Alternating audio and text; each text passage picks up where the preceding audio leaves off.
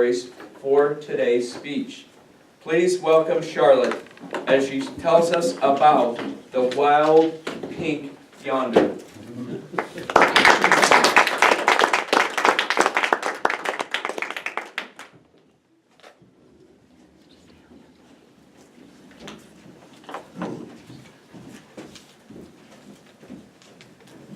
Off we go into the wild blue yonder. The Air Force song. I joined the Air Force in 1972.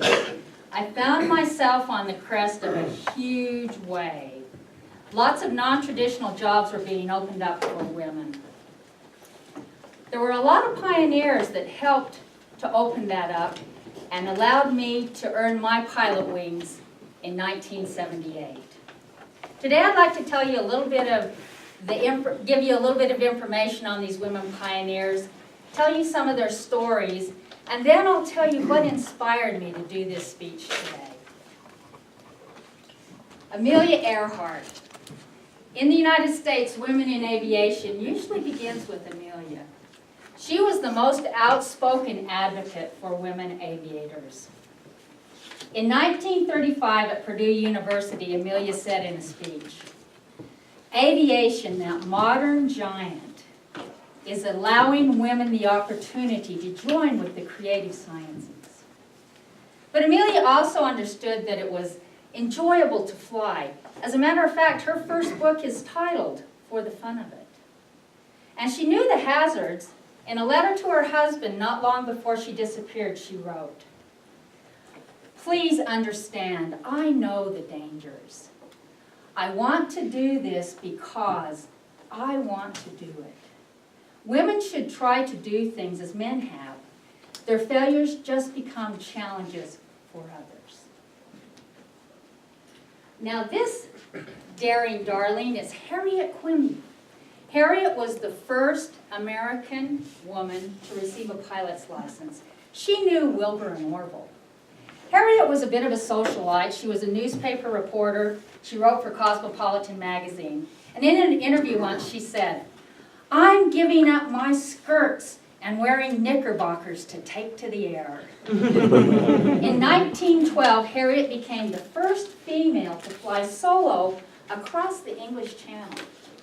At the end of the flight, a reporter asked her how it was, and she said, "I was quite dismayed at all the doubt the spectators had before I did this. That made me more determined than ever to complete this." This beauty is Bessie Coleman. Bessie Coleman was the first African-American woman to receive a pilot's license. When interviewed, she said, "I just don't take no for an answer." Bessie was born to a sharecropper family, one of 12 children in Texas. She was very bright, and when she finished high school, she saved her money and had a year of college.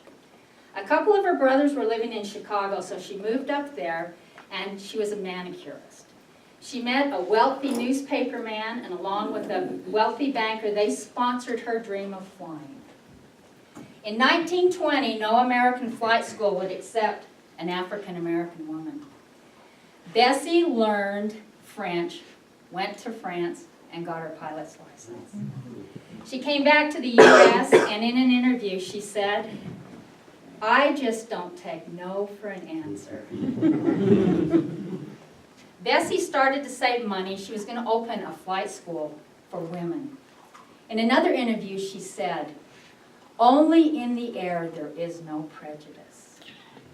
Unfortunately, she was killed in an aviation accident before her school was opened. These are the WASPs, Women Air Service Pilots. More than 1,000 women flew for our government during World War II. They flew the stateside missions, so they freed up the men to fly in combat. I know a lot of these gals. I've been to their conferences and conventions. They are wise, witty, wonderful women. At a dinner one night, I was sitting at a table with a bunch of them, and one gal told this story. One of her first assignments was flying aircraft from the depot to the coast to be shipped overseas. On one of her first flights, there were thunderstorms and weather problems everywhere. She had a lot of deviations. She lost radio contact. She got off of her flight plan time. Eventually, she dialed in her ADF and had the field in sight where she was going to do an en route fuel stop. She contacted the tower and requested landing instructions. The tower controller said, "Lady, stay off the air. We're listening for a missing aircraft." Calmly, she was running out of fuel. She was in reserves, and calmly she keyed her mic again and said, "Landing instructions." The tower controller said, "Please, lady, stay off the air. We're missing an inbound P-38.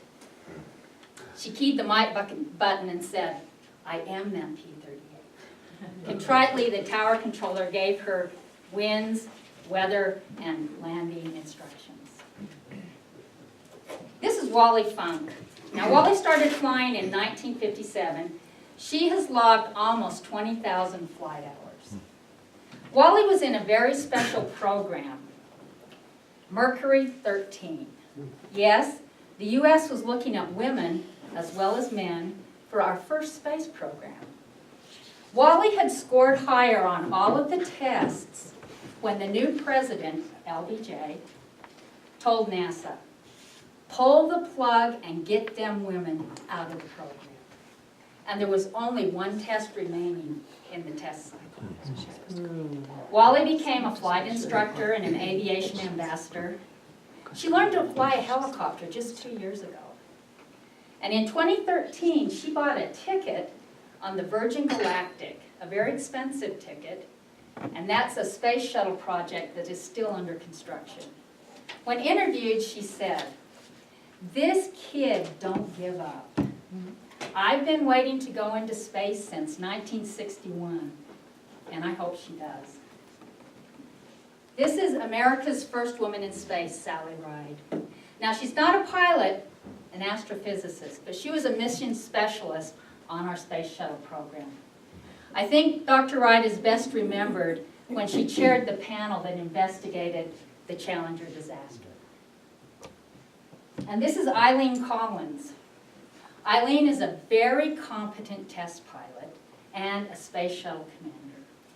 When asked in an interview what her very young daughter thought about her job, Eileen said, "My daughter thinks all moms fly a space shuttle." Jeffrey Asby, one of her co-pilots on a mission, was in an interview, and he was asked how it was to work with Eileen. And Jeffrey said, "Well, first there was my mom, then I was married for a long time and I had a wife, and now I'm engaged and have a fiance. Eileen is just on a very long list of women who have always given me orders." Women aviators. They opened the door that I could get my pilot wings, and I think the cycle is continuing. I want to tell you what inspired me for this speech today. Our Toastmaster, Jason Harris, talked a few weeks ago about his family.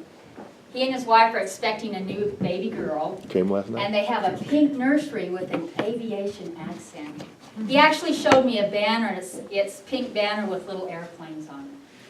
I've collected a lot of memorabilia, and I have Air Force Barbie. She came out when I was in pilot training. And I'd like to give this to Jason for their nursery. There's a little bag in here. It's got black flight boots and a hairbrush. I think that says everything about women in aviation. You know, Barbie has blonde hair and blue eyes, and I doubt if Jason's daughter will. But as Bessie Coleman said, up in the air, there is no prejudice. And also, I have an extra copy of Amelia Earhart's book, The Fun of It. And I hope that Jason and his wife can find some nice bedtime stories for their daughter from this. Aviation, women, they go hand in hand. And I propose a new verse for the Air Force song. Off we go into the wild pink yonder.